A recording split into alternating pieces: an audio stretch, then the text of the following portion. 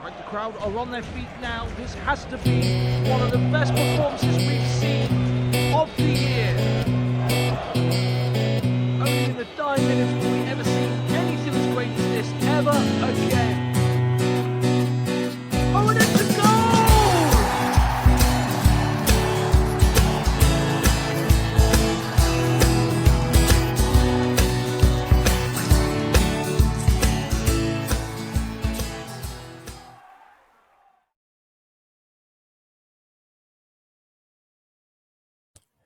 Good morning, good afternoon, good evening, wherever you're watching from, and welcome for another edition of Nick's World of Football.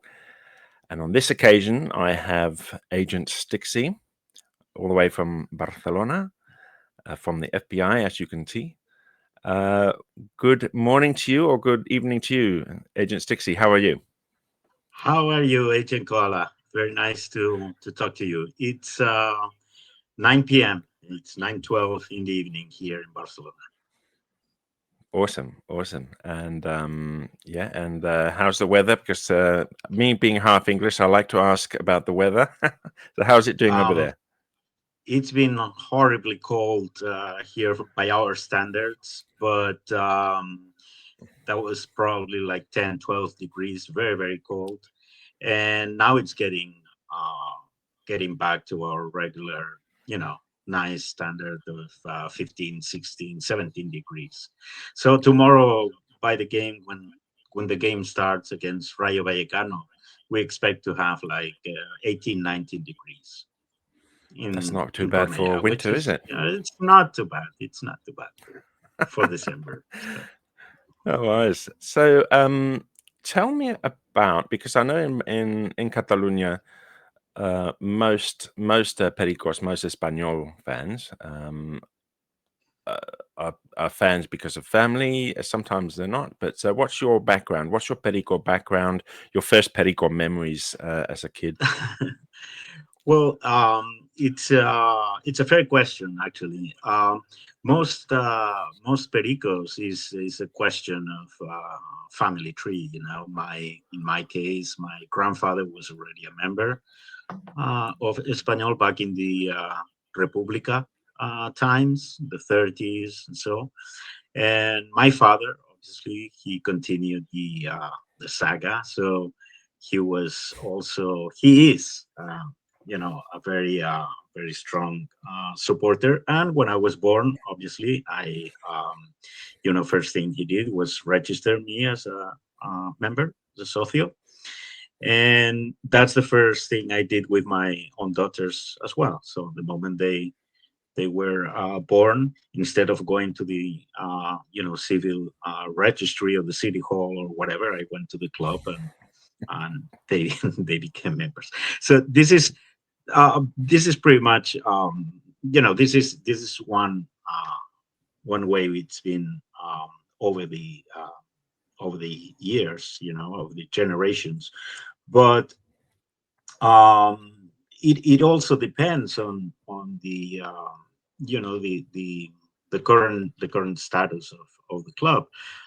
Nowadays, we have or the club has reached 37,000 members, and that is a figure that has never been reached before. So I believe that we're in or the club is in a very solid position um, in terms of social strength. There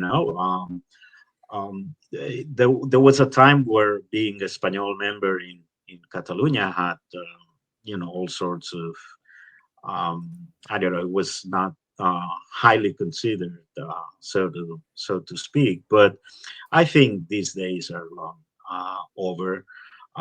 Espanyol is now in very good health, I would say, and the proof is that the club reached the mark of 37, close to 38,000 members, which is a really big figure. Because I remember being a very young kid and talking to my dad. My dad used to take me to the Sarria stadium, and those were my first memories as a kid. Is like going with my dad to the stadium, and at that time there was this president called Manuel Meller. He was one of the good presidents of Espanyol, but there was a time, and my dad used to tell me that by the late 1960s and early 70s, Espanyol would have like 9,000 members or 10,000 members. So, if you compare those figures with the current, current strength, I think the club has been, is in a very solid position right now. Yes. Yeah. Yeah, I remember when I think it was after our UEFA Cup campaign in '88. Antoni Baró, who was the president at the time, he said Espanyol is a matter of 9,000 families and a little bit more. And Miller had that. I remember the 1970. Well, not that I was alive, but I don't remember it. But looking back, un club català de futbol was the slogan for Miller's it was 75th anniversary. Exactly, yeah. And to me, it was that slogan was kind of stating the obvious, right? But it was necessary at that point to make a strong point that Espanyol is a Catalan football club, and I think it was necessary to make a point about the club's identity. The club was born in Barcelona at the university. It was founded by Catalan students.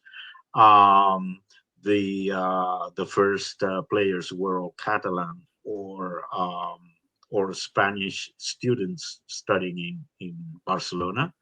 So, and all the owners and the managers were Catalan. So,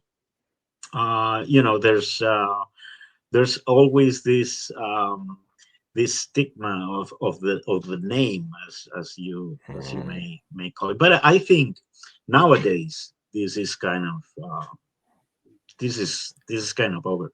And one of the things that really makes me think that this change is if you go to any game, you go to the stadium, and you see the enormous amount of young boys, little kids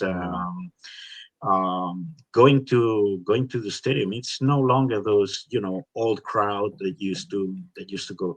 There's a tremendous amount of new members, very young ones, entire families. Very, very nice to see. So it's a very nice mix. Atmosphere, yeah. And I think yes. I think the young people now who are following Espanyol, and I wasn't expecting to have this type of conversation to begin with, but I think it's really interesting because they and I don't know what the word is in English, but it's not tienen complejos, son sin complejos. So they follow Espanyol and they just don't care what anyone else might think, and it's their team. Yeah. Whereas maybe 20, 30 years ago, we used to tread carefully. Or some you know what? I just this thing that you say, it's totally true. And since we've always been a minority, living next to a huge club like Barca, so that gives you some sort of character, like being the only one. So I'm thinking when I used to go to school, and there were like 35 or 40 of us in the classroom, and being the one Perico or the two Pericos there, it gives you a lot of character, because obviously there was a big majority of Barça kids. There were another big majority of kids that would support Real Madrid, because there is a big fan base of Real Madrid in Catalunya as well. And then there were, 1, 2 Pericos. And that gives you a lot of character, because there you are, being the only Perico in the classroom, and every Monday after the game, you're there, like, you know, dealing with all the jokes and everything. So, And the backlash. it's been a lot of fun for for a lot of decades. So. Yeah, yeah. I will one day tell my story of a perico. This is not the place to for it, but I know what you mean. I know all the questions and why this and why that. And when I became a perico in '88, and I'll just be very brief. I went to work in Catalunya in '94, like a Okay. vigilante de la playa, a beach watch person, not technically a lifeguard. And I living in Catalonia actually got to realize how hard it is to be a perico in Catalonia. Mhm. Because before I was in Manzanares in Villarreal, and it's kind of, I think, a bit easier because most fans are, either Real Madrid, Atletico de Madrid, and you get the odd Barca one, but their view of Espanyol is a lot more favourable than the view inside Catalonia. So, so yes, I know what you're talking about. Yeah. Okay, so you grow up, you go to Sarria, which is sadly Oh no yeah. longer there, Yeah. and I assume you graduated university, and then we're moving on to the main topic of this podcast, which is Boston/FBI. So tell Yeah. me, I think both started at the same time. Tell me the history of one or the other, Well, or the, both. the story of this is a real football story, in the bigger sense of the word. And yeah, in 1995, I got a job offer to move to the United States, and I happened to work very, very close to the Stadio de Sarria, to the old stadium. So 15 days before moving there, I took my motorbike and after work and went to the offices in Sarria. And I'm talking about 1995. You could go into the offices and uh, talk to the managers, talk to whoever. It was not like today that. So I just thought, you know, if I'm going to live in the United States for a while, and I need to find a way to be connected to the club. I need to know the results. I need to, because it was this need of I'm not going to be able to attend the games. I'm not going to be able to watch the games on TV. So I need to do something. So what I did was I jumped the stairs and went to talk to the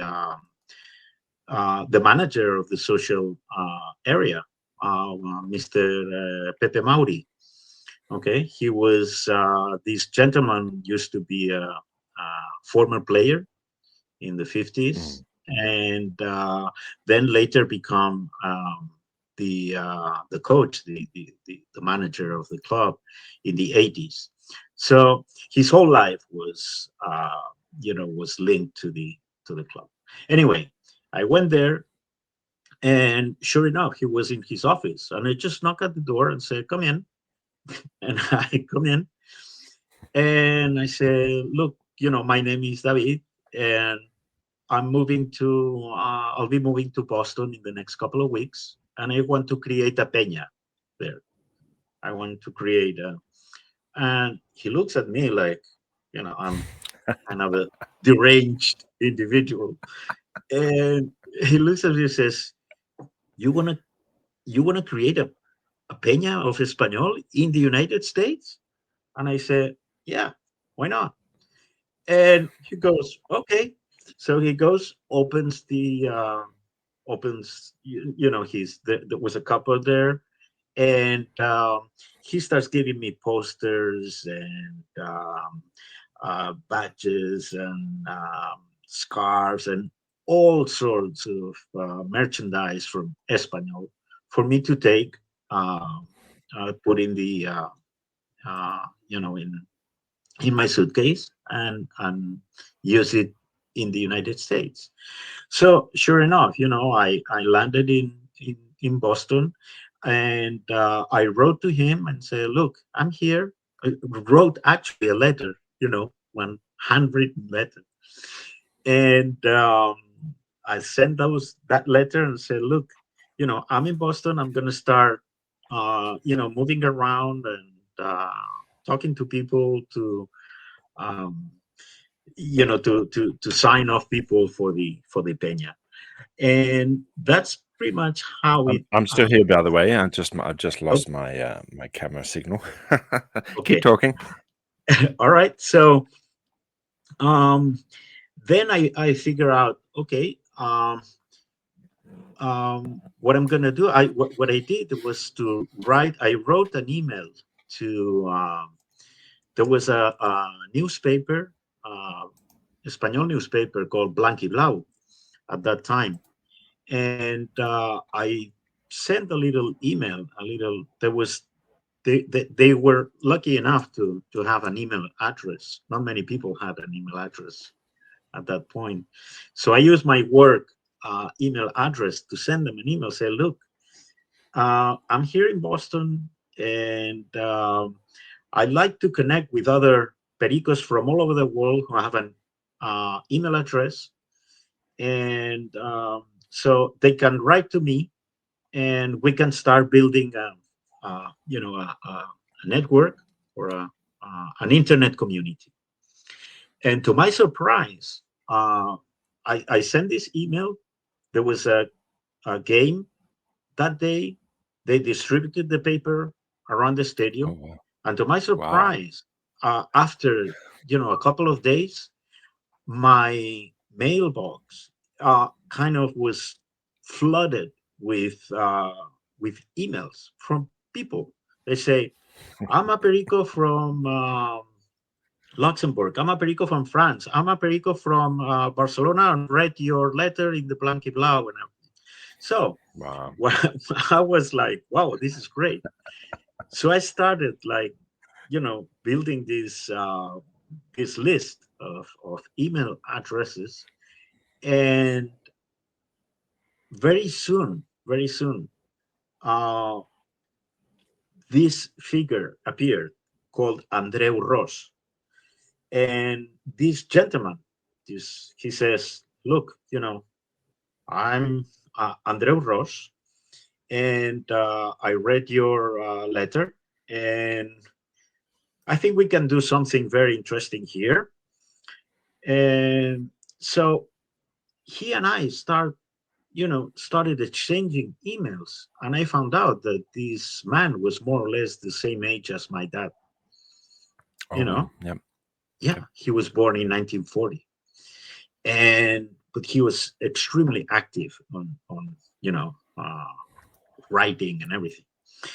And he would send tons of emails every day, and I said, this is great. This man has a lot of stories to tell, and he had this immense capacity also to organize and sort all these addresses and everything. So we started talking, and one particular day he comes up with this. I think it was he comes up with this. Say, you know what? You're in Boston. You are in the United States. I think we should be the FBI. And I'm like, what? We should be the Forum Blanquiblau Internet. Okay. And we should fight the CIA. And I'm like, what? The CIA? La CIA, La Confederación Insufrible de Azulgranas. Okay. So, he had this great sense of humor. And anyway, so we started. Okay, we're gonna be like the FBI. So we're going to establish a kind of line of command. Okay, you're going to be the comandante, I'm going to be the coronel, and the rest are going to be like agents. And with all those all that incredible amount of email addresses from Pericos all over the world, we started building this Forum Blanc y Blau, the internet. And that's pretty much how it started. We're talking about 1996 or 1997, when the FBI, the FBI, was already like a big list of plenty of people every day, like sending their emails, talking about the game and the next game and everything. To me, it was like a life-saving thing, because at that time there was no I'm talking about the mid-90s. Boston is an American city, so football, or soccer as they call it there, was not like a big thing. But so I tried to contact other people from mainly students, MIT students, or people that would work around the area from Spain. And so we would get together, supporters from, I remember very well, there were supporters from Rayo Vallecano, Sporting de Gijón, Barça, of course, me from Espanyol. Then we met I met another guy from Espanyol, Ricard García Valls, who's also a member of the FBI, of course. And so that's how, this was very important for us, because it allowed us to follow our teams more closely. We had this link with people here back home, and who would inform us about the game and how did it go, and who scored, and how was the game, and all sorts of things. So it helped us like feeling really, really close to the club, which was the main idea in the first place, when of creating this Peña Pericos de Boston, or FFA, right? Yeah. I think one of the objectives I remember you saying was to take the negative drama from a team that was always losing, to have some fun, and here you got some at the top left, you got the LFAB confirms that the CIA collaborated in '95 in a plan to kill ARC, which is also Andreu Ros Cabello. Andreu Ros Cabello. Yeah, one of the best things that happened was that we found out that we all shared this non-dramatic view of football. We all shared this vision of football as something being fun, or something being divertido, right? We would never kind of get angry or anything. It was always like this side of enjoying football from this Blanc y Blau, from our Espanyol side. And the funny thing, or the best thing, is that it showed that after, I would say, 30 years, almost 30 years of existence, we all know each other personally. And the fact that, for example, that you and I are talking, you are in Australia, and I'm in Barcelona, and we're sharing the same emotion for Espanyol. I think it is a fantastic thing, because I do remember, and I think we've talked about this before, but the day I got an email from one guy called Nick Punyal from Australia, I thought that was a joke. I thought, there's no one from Australia called Nick Punyal. writes an email to you saying that I'm an Espanyol supporter and I want to become a member of the FBID. And I said, this is crazy, But hey, Yeah. there you are, And I thought, well, someday I will meet Nick Puñal. And sure enough, you came to Barcelona one day and we Yeah. met at that dinner with Peñas. And that was a lot of fun. That was the second time I met you. I met you before in 2012 when we played Valencia and we won 4-0. I sat next to you that game. Yeah. Yeah. That's But I was going to say, yeah, 4-0. I remember. I think you would have also been strange when that email that you got from me was also from police.gov.au. Yeah, and I'm like, I am in trouble for using the FBI name or something like that. But what I mean is that this has happened with you and with people from France and with people who were located in Switzerland and from people who were located in England and many other places. And we all, once back in Barcelona, we still share the same area. We're still seated in the same area, the stadium, and that shows that we've been able to create a very nice friendship out of football, and that has persisted, that has lasted over the years. And I think this is a great, in my opinion, I think a great football story, because it's not only about supporting your team, but also creating a community of people that you started knowing these people over the internet. But in this case, it shows that the internet can also be, a means to know people in a more close, in a more deep way, and that has happened. That I think it's been a good example of absolutely. A very positive situation, a very positive example. Yeah. And I think I wanted to go back before when your arrival in Boston. I think you hit a few problems there, didn't you? Yeah, of course.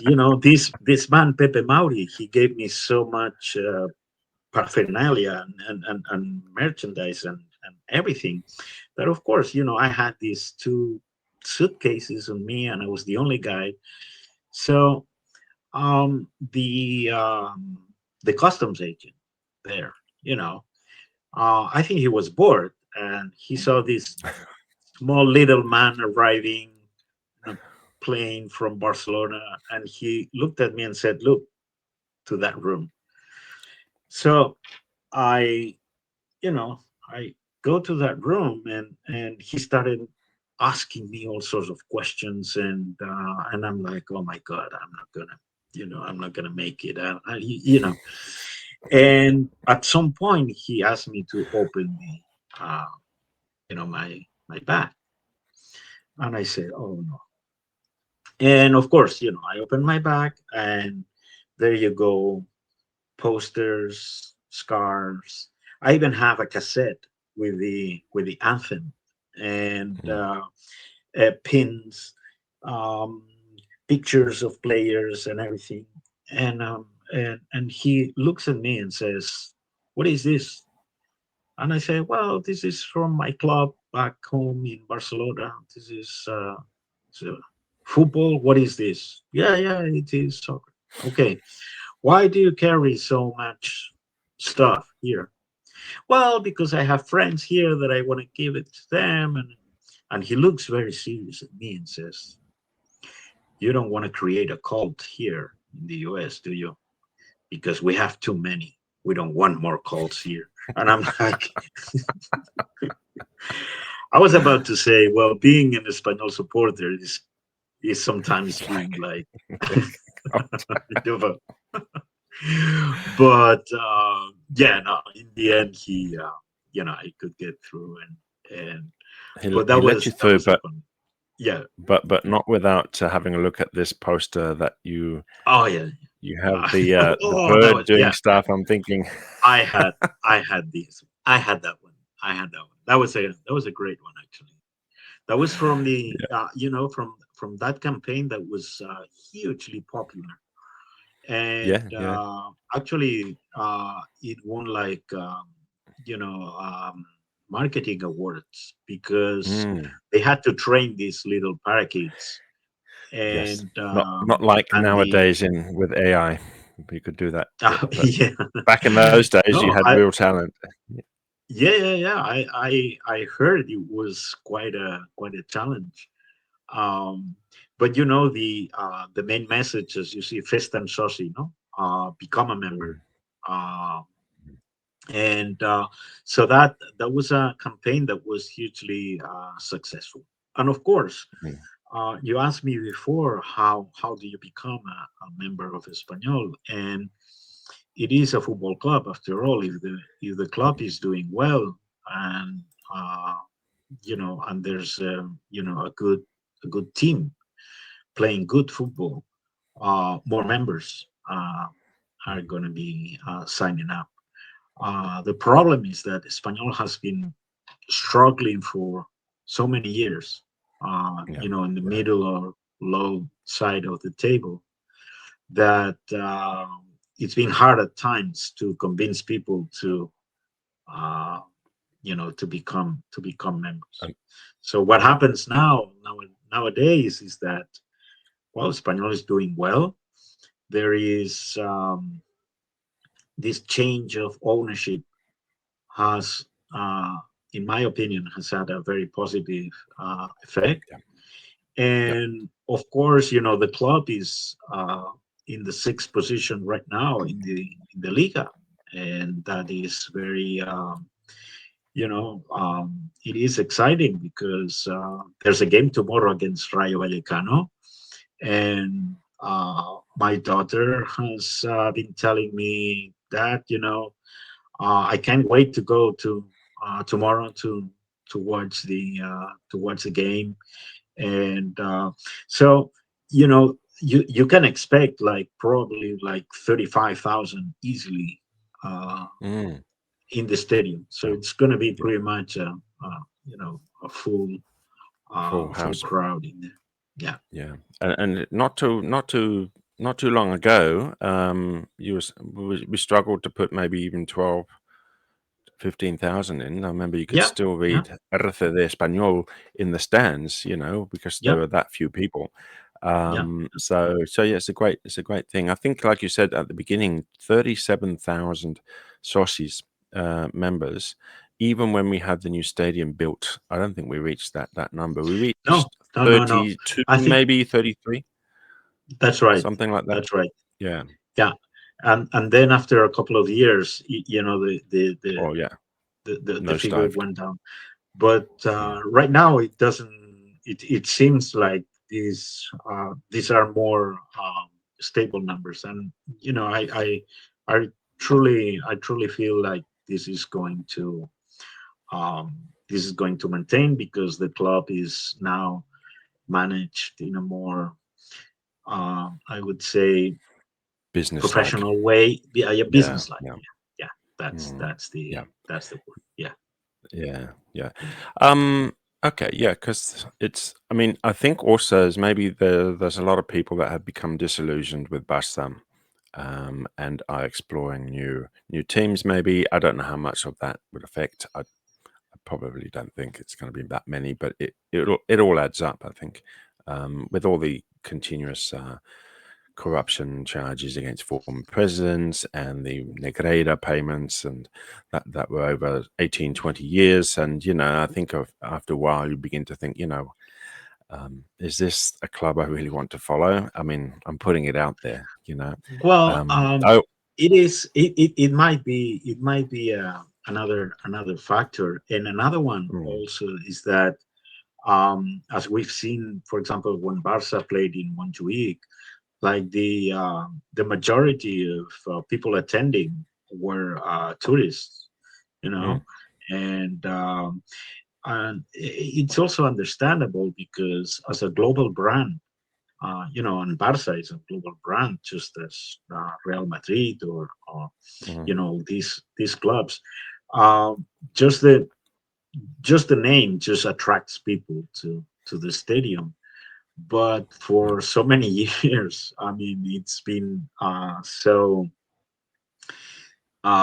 blatantly, occupied by tourists that Espanyol supporters have created this banner, these huge flags. You've probably seen it, that every time we play against Barca, we have this local and tourist, and the tourist is the Barca, The tourists and are the local like team, this. yeah, The and the locals are. local, and the local team is Espanyol, right?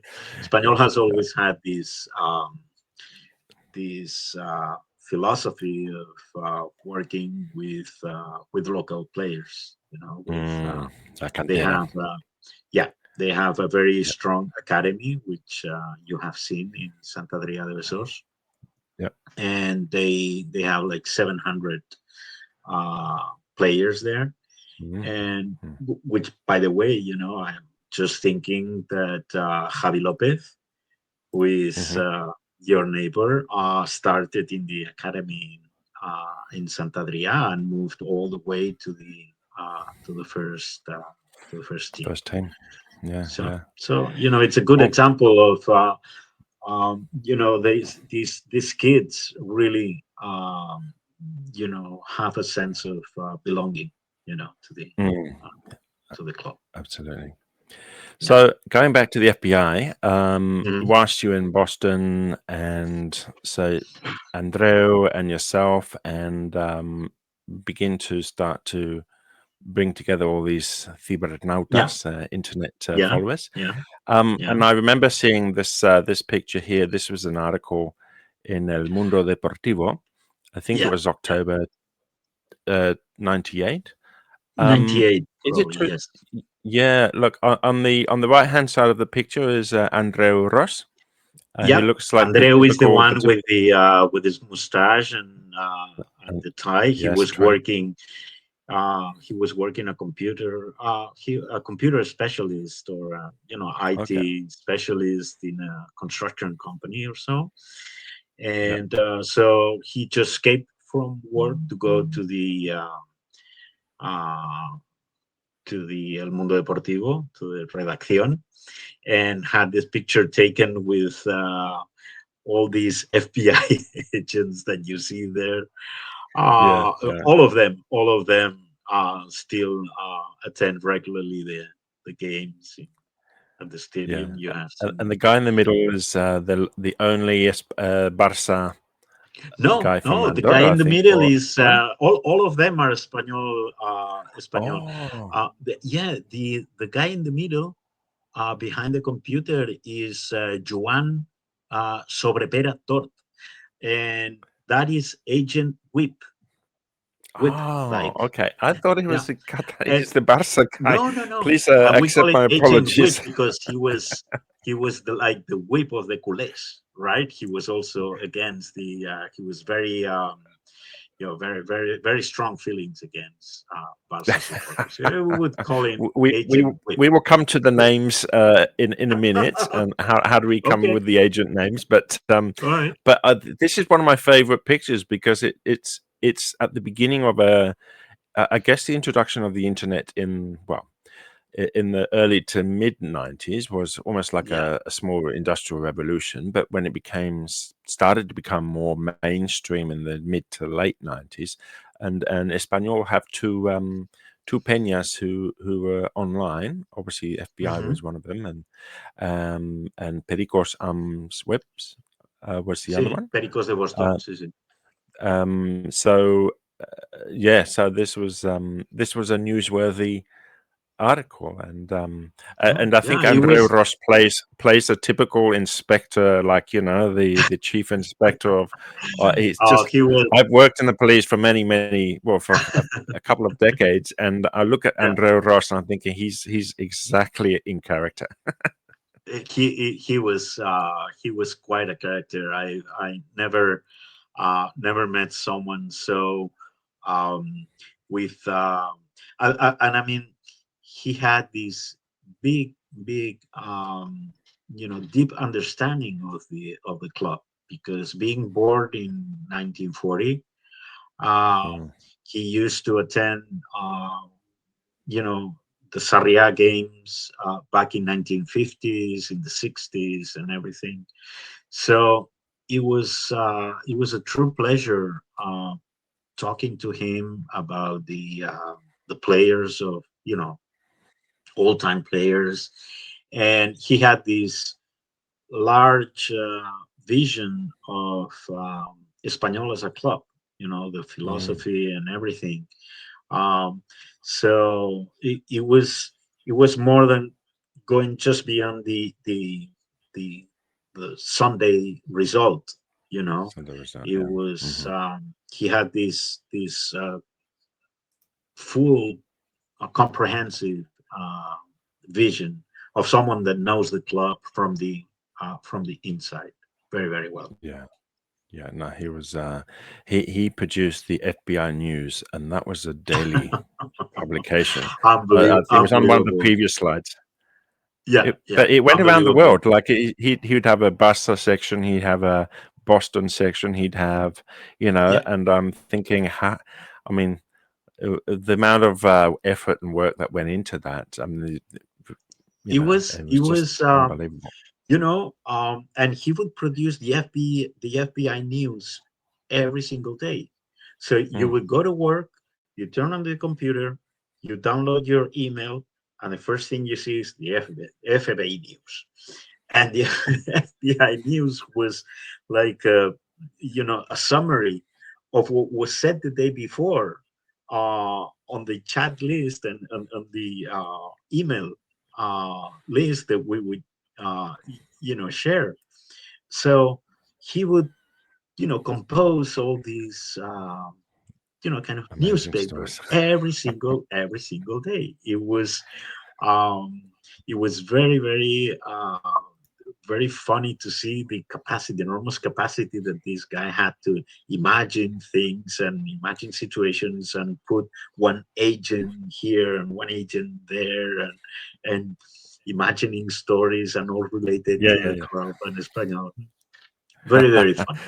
There was an agent in Denmark, and he says he's in an operation in Denmark. He cannot attend. Blah blah blah. And I'm thinking, this is like this is like a novel, like a novel, but Yeah, living the novel. totally, totally. And to this day, I keep at home like a number of, and he was also very good at keeping records Mm, of all these emails and pictures and everything. I'm a total disaster on that. But when I came back from after 6 years in the US, I mm, came back home, and one day I was at his place, and he gave me a box um, with with 6 or 7 albums, and I'm like, what is this? Well, it turns out that he had been organizing and putting together all of the emails that we had been sharing over those first years, and pictures and news and everything. It was very, very,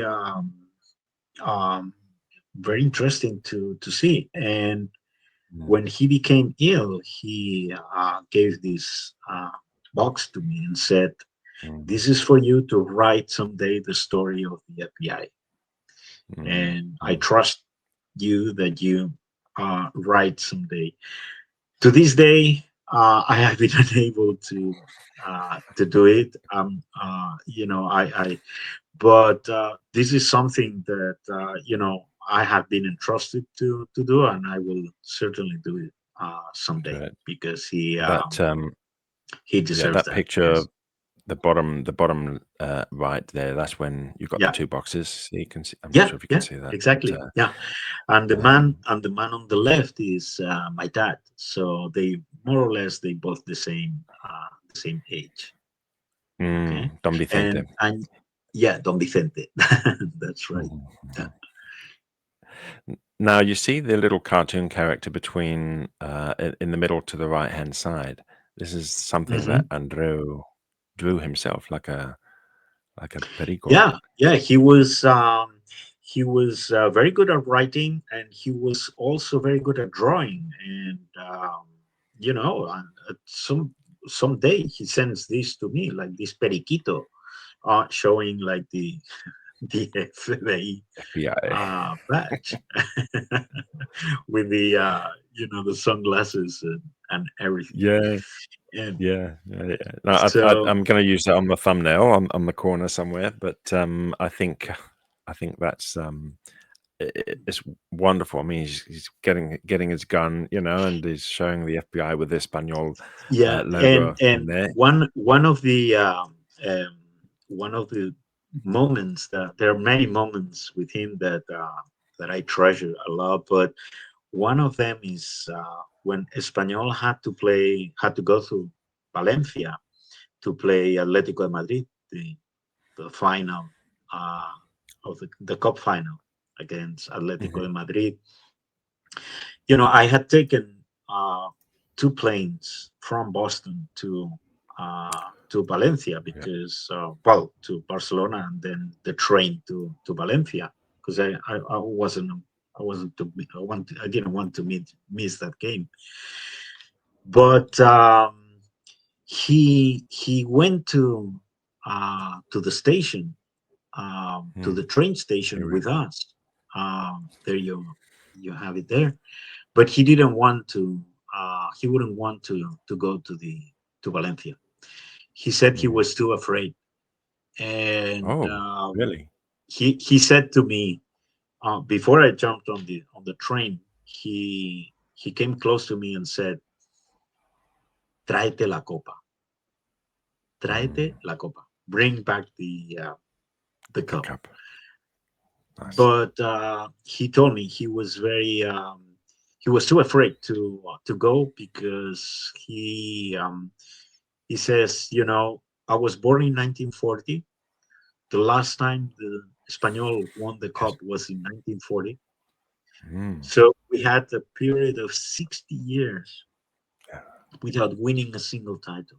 So the pressure was enormous. Massive. I didn't know that. I didn't know that was the reason. That's interesting.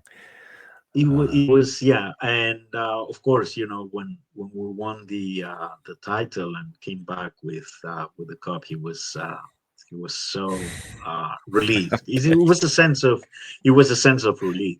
Same with my father, for example.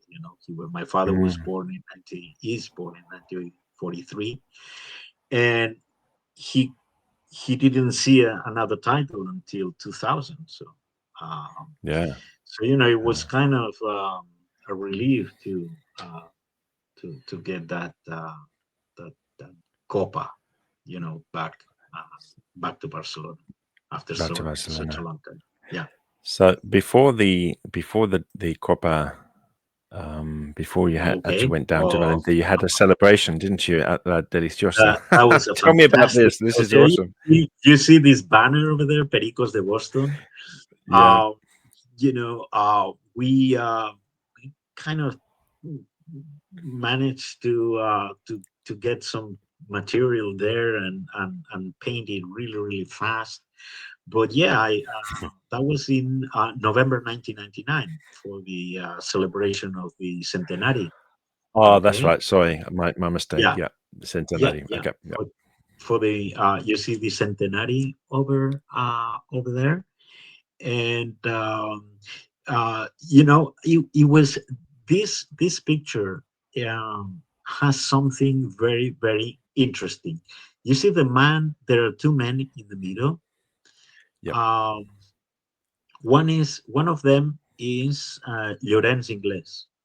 Llorenç Inglés was I remember when I was in Boston, I got this email from this man called Llorenç, Ingles, and he says to me, "My name is Llorenç. I am 72 years old, and I'm a member of Espanyol. And I read your letter to Blanc Blau, and I want to become a member of the FBI."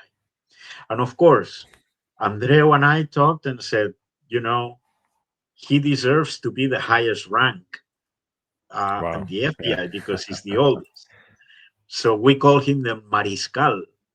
El Mariscal Sir Larry British.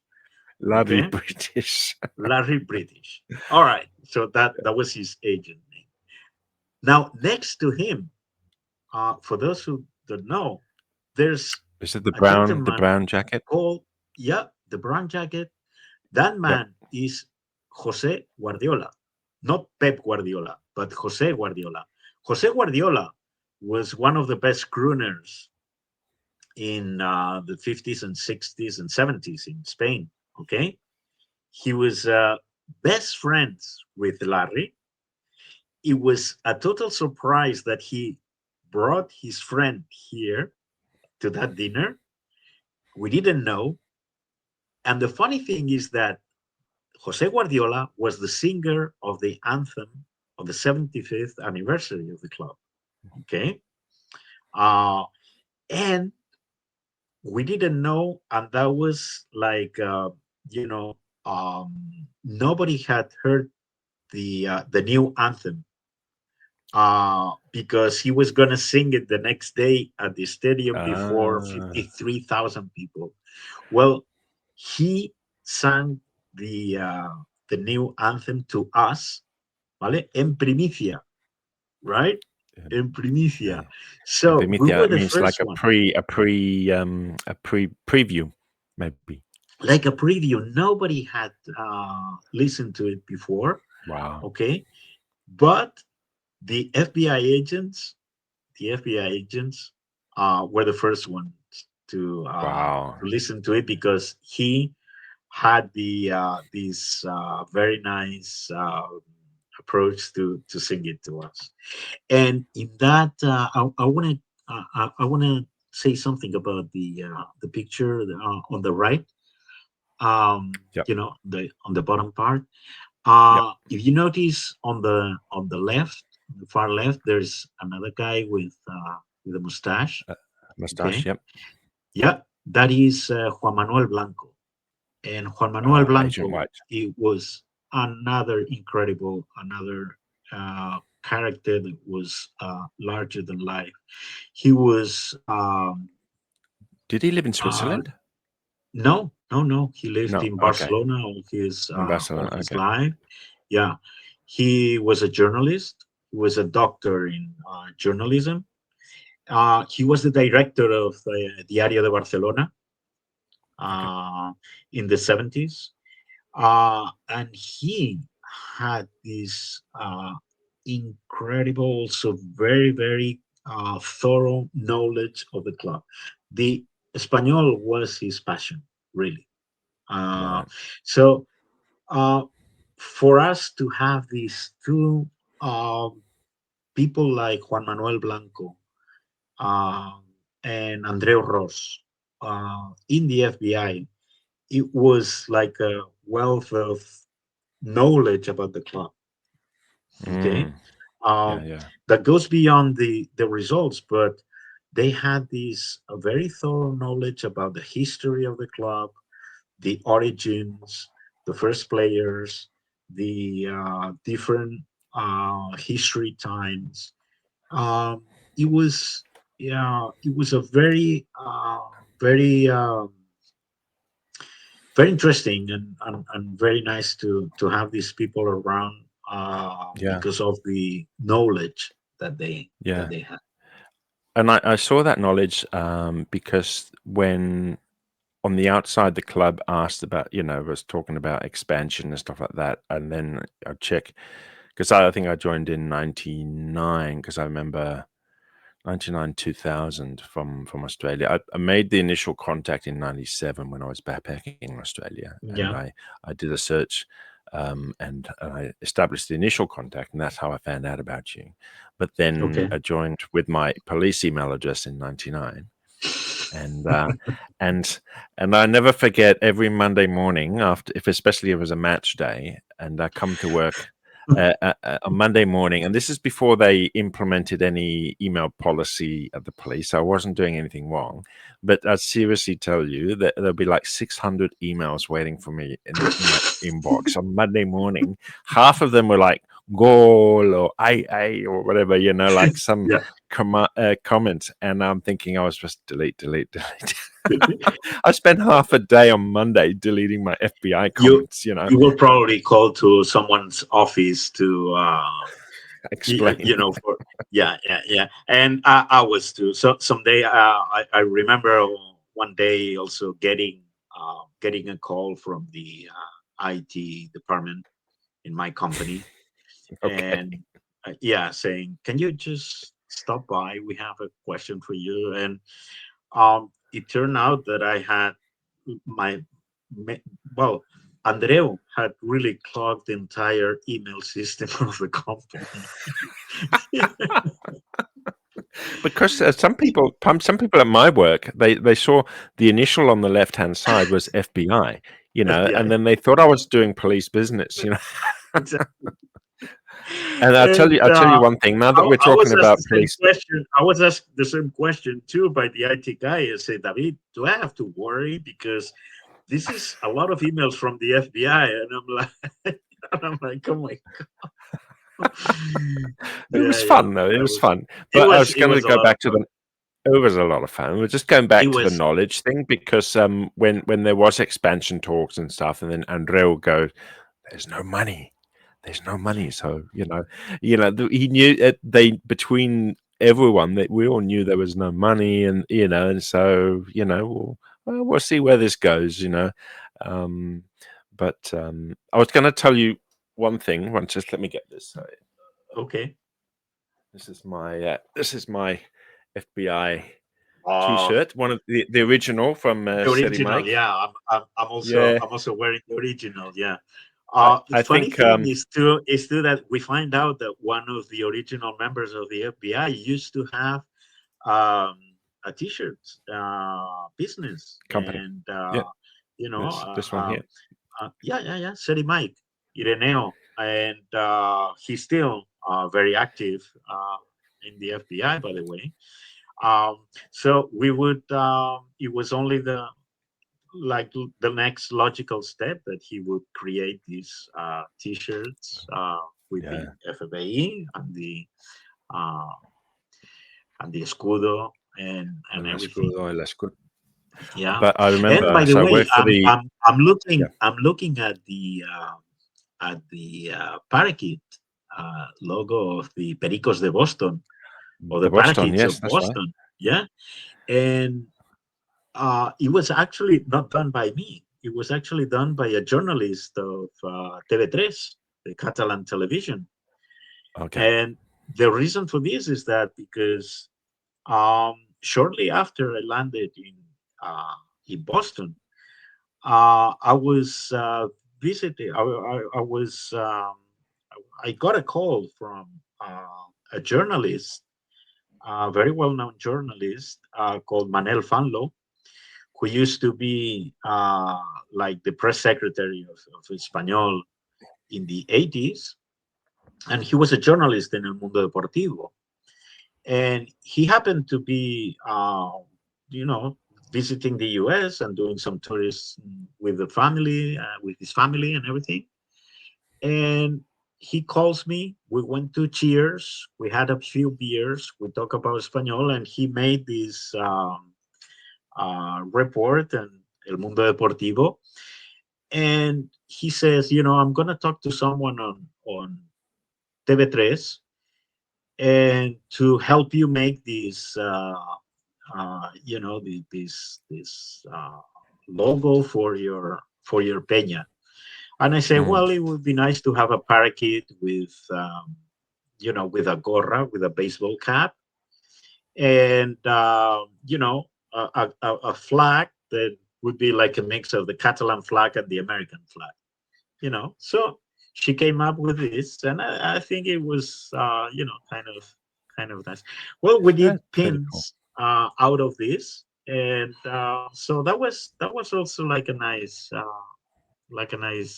thing to do. Thing to have. Yeah, Yeah, no. yeah, totally. And for those that don't know, TV3 is the Catalan TV station, which is Yeah, funded by all taxpayers, but unfortunately, yeah. a lot of It's it funded is by. very Barca focused. But Yeah, yeah, yeah. it is what it is. We've always complained about that, and it's still happening, but to a lesser Yeah, extent, maybe, but still has a very Barca kind Barca of focused. yeah, Yeah. yeah, folk.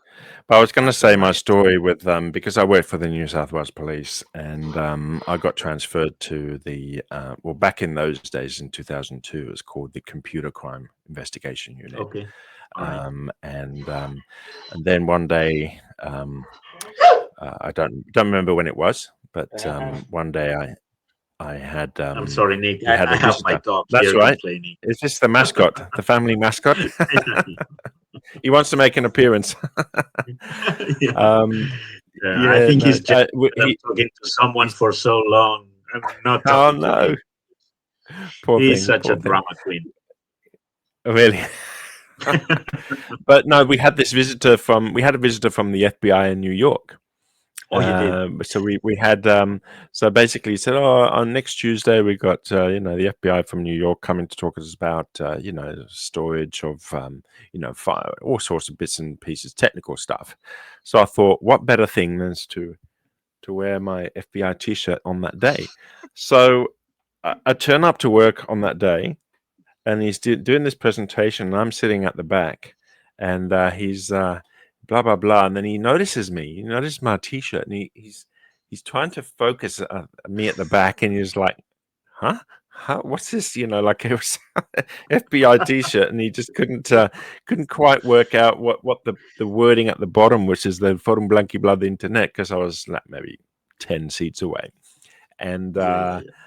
And then afterwards, of course, I went up to say hi to him and explain what it was all about, So the FBI actually got to find out on that day that the other FBI existed. So it Yeah, yeah. was a funny moment. I have you ever thought? I think nowadays, I don't think we could, would be allowed to do No, this. we couldn't get I away with it. think Yeah, no, right?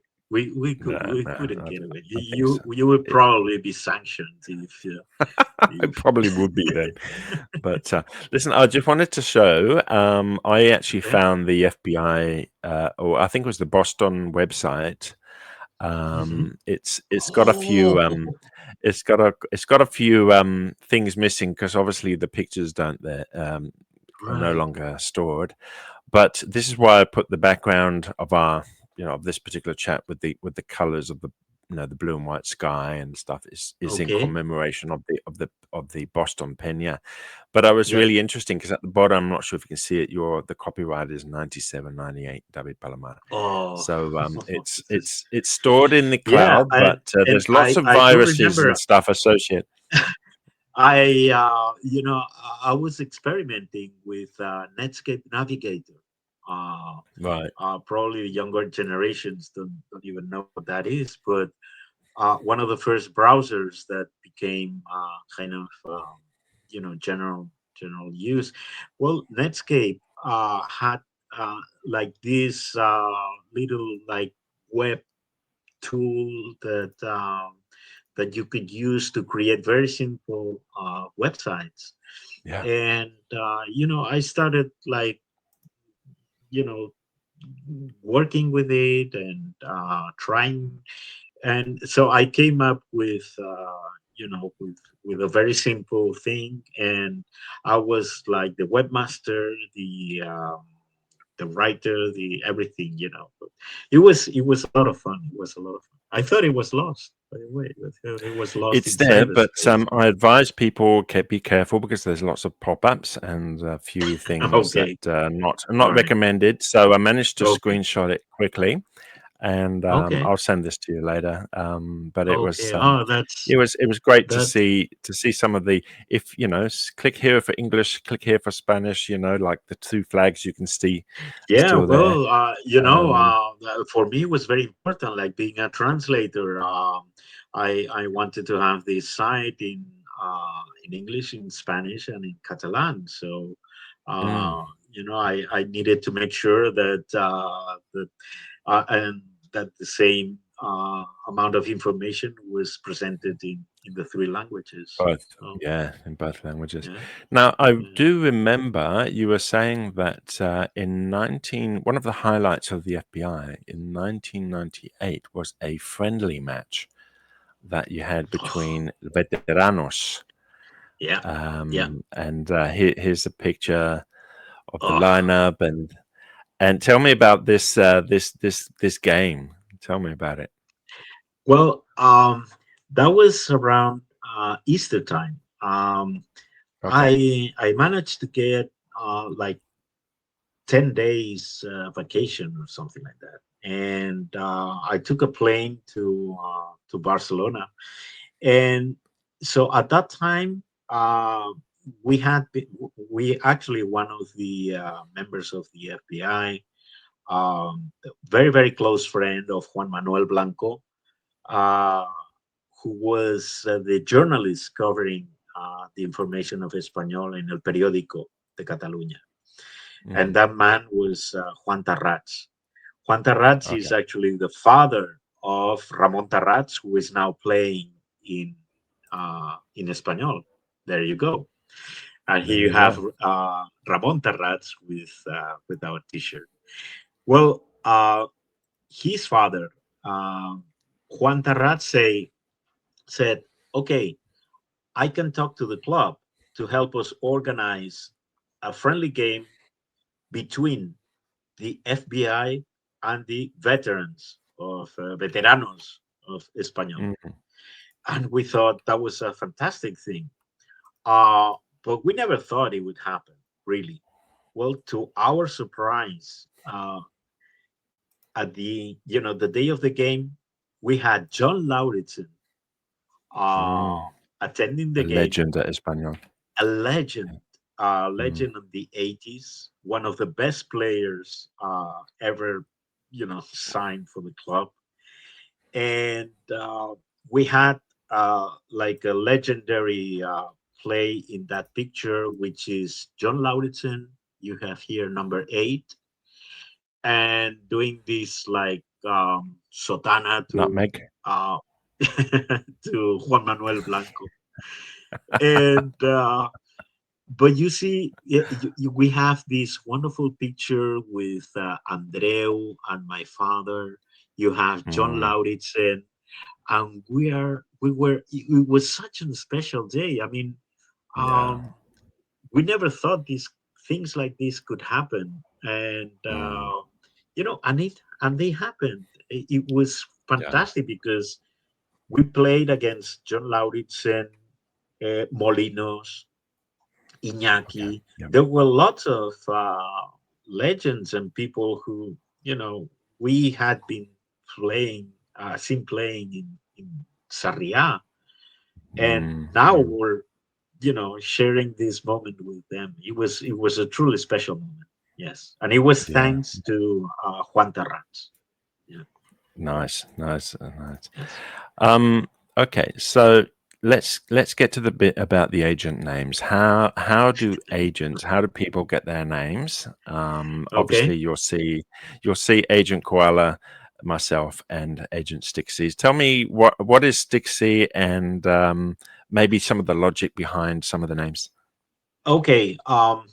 Like my line of thought was, okay, now if we're gonna be FBI agents, we need to have like proper English names, or code names. Um, so in your case, it was very obvious, this Perico from Australia, it has to be Agent Koala, right? But in my case, for example, I'm Stixie because my last name is Palomar. Okay, so um, that goes back at my university years. There was this English guy who also was very much into football, obviously, and he said to me, "Well, you're a translator, so I'm going to translate your name." And he said, "You're going to be Sticksea, obviously. Stick, palo, and si, mar." Doesn't make any sense, but I love Sticksea so much that even now my closest friends here back home call me Sticksea. You know. So what I did was with it, I would take the last name of the real last name of a person, and if I saw that it had a direct translation into English, then that would be that would be the agent's name. For example, Andreu Ros, okay, his name was Andreu Ros Cabello, okay. Now Ros in Catalan means rubio or blonde, okay, and Cabello is hair. Therefore, he was agent blonde hair, obviously, right? Okay, so you have and that happened with everyone. For example, Juan Manuel Blanco obviously is a agent white. Okay, but you have, for example, Juan Pedro Moreno. Moreno is tanned. Okay, so we would do, for example, some people specifically wanted a specific name because that's why they wanted to be called. For example, there's my brother, who's also a very, very strong Espanyol supporter. He's 7 years younger, and he wants to be called Falagan. And the reason is because there was a goalkeeper in the 80s playing for Malaga who was really, really bad. But for some reason, my brother developed this like worship for this goalkeeper, and he said, I want to be Falagan." Okay, well, this Falagan. So that's Agent Falagan for you. And so everyone has, for example, you have Sergio Fidalgo. We had Sergio Sergio Fidalgo. Fidalgo. Was Sergio Fidalgo is another legend case. of a legend case, and Sergio Fidalgo, he is a lover of the movies from the 70s, Spanish movies from the 70s and 80s, and the general like trashy culture. So obviously his name was going to be Cutreman. Okay, Kutreman. Cutreman. All right. And so for every name, we would find either a direct translation or something that was kind of embedded in everyone's character. Nice. For example, my father doesn't have a proper name, but he's Don Vicente. Okay, and you call it Don Vicente because being the oldest man right now in the FBI, he's like a don. He's you cannot go around with just he's like a don. But for example, Llorens Ingles, it was very obvious that it was going to be Sir Larry British, right? Um, so it was. I mean, the logic behind that was a bit. Was pretty cool. Yeah. I'm sorry. And My poor dog thing, again doing the drama thing. No worries. Look, I've got a couple more things to go, and I just wanted to ask you about Siberia 133. Tell me about Siberia. This is after Sarria was no more. Yeah. And when tell me about that story. When Sarria was demolished and the club had to move to the Olympic Stadium, so everyone kind of was relocated and chose their location work with the club to get a new location in the new stadium, in the Olympic Stadium, and all of the FBI agents managed to get together as a peña or as a group, okay, and managed to get the same location at the stadium, and that location was for some reason was like next to a corner, okay, one of the corners of the stadium, but it was like the coldest of the stadium. And you have to think that the Olympic Stadium is on top of Barcelona, okay, so it's a cold place already. But that place was damn cold, and so Andreu Ros decided to call it Siberia, okay, because and the number of the location was 133, was the sector of 133. So Andreu came up with this name, Siberia 133, Siberia 133, and and that became the name of our location. So whenever I think in the we're going bottom to left watch the corner game at is, the Olympic Stadium, we would meet at Siberia 133. That was our. I think you said that picture. That's why I brought this up again on the bottom left of Andreu Ros That's sitting right. with That's his. it. That's in Siberia 133. And by the way, it's a close up. There's another funny thing about that picture. The two persons on the left, and Luis, and those are the people, Pericos from Valencia. Okay. Valencia. Now, for those of you who don't know, Valencia is a small city. There you northwest of Spain, which is 700 kilometers away from Barcelona, and there's an incredible peña there that also, of course, became part of the FBI, and every year a trophy or an award to someone that has done something for the player, or could be a coach, or could be someone related to the history of the club. And every summer they do this event in Valencia, and many of the FBI guys, there you go. So eat this lechazo, which is this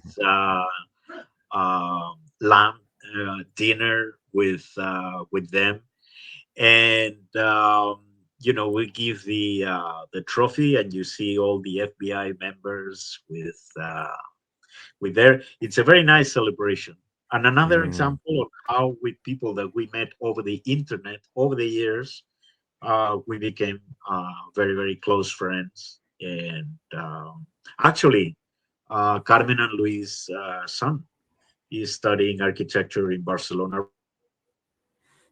Member of Peña Juvenil. So he's always right there at the stadium supporting Espanyol as well. Yes. I think I remember. I think it was the last lechazo. I think you said it was the summer. Is that right? Yeah, it's usually around July. Every month of July. Yeah. I think I remember on the WhatsApp group, everyone was driving and everyone was calling each other and stuff. And I called in just to see what the fuss was all about, So yes, I'm at this stage on the M2. Blah, blah, blah. You should take a few days off and attend a lechazo, and because it's a very fun moment, and really, really, very, very, very funny to. Oh no! It looks like everyone's having a good time and stuff. But and I think it's wonderful that when you're saying someone does a road trip, like that. That's like what 1,200, 1,400 kilometers round trip. A lot, To a go lot to, of kilometers. and was this for And we could, every game, or was this just the odd game here and there? well, Or when he was younger, Luis used to tell us that he would grab his old car and drive all the way to Sarria, watch the game, and after the game, he would drive his car back to Valencia. wow, And that he would do that every game in Sarria. So, no, and those yeah, days the roads were not as good as they are now. no, So I know, and on the cars and everything. So it is, and he is very, very, is an incredible supporter. He's always very positive. He's very, very positive attitude always, and very, very strong supporter. Incredible guy. Yeah.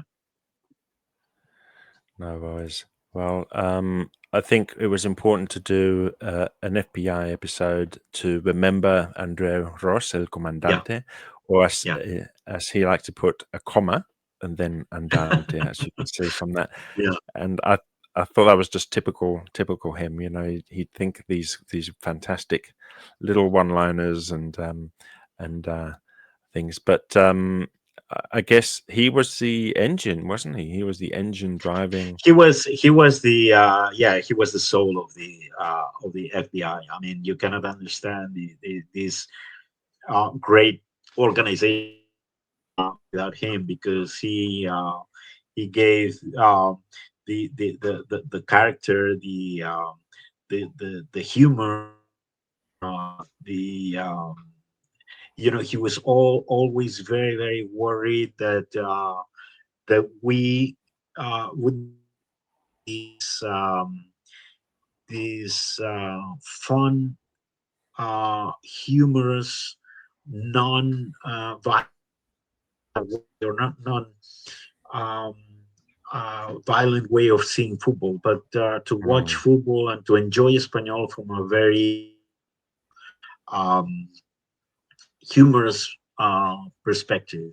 And he was always working with that idea, and that was also what made him so special. So special. Yeah.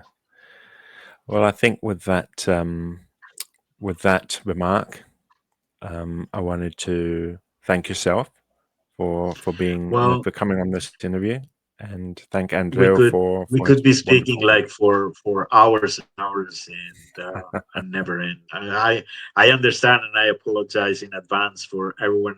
It could be boring for some people, but in my opinion, it is truly like a very nice football story.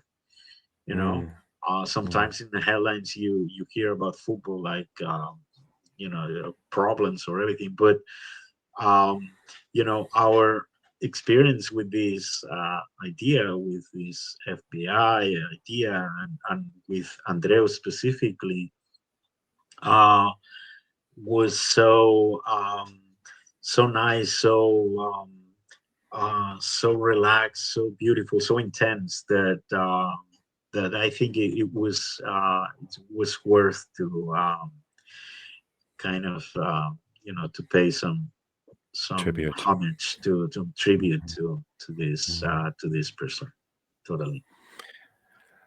Thank you. And so we are going to finish now, but I wanted to thank you, David, Agent Sticksea, for finding the time. And thank you, Agent Koala, for this idea, and for working so hard to put together all these very nice pictures, and this walk down memory lane, which is and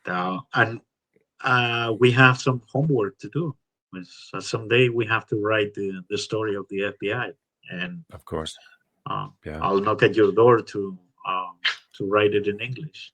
So that, yes, let's do it. All right. thank you for being on this episode. And I always leave this to the very end. But for anyone still listening, please subscribe to Nick's World of Football. It's free.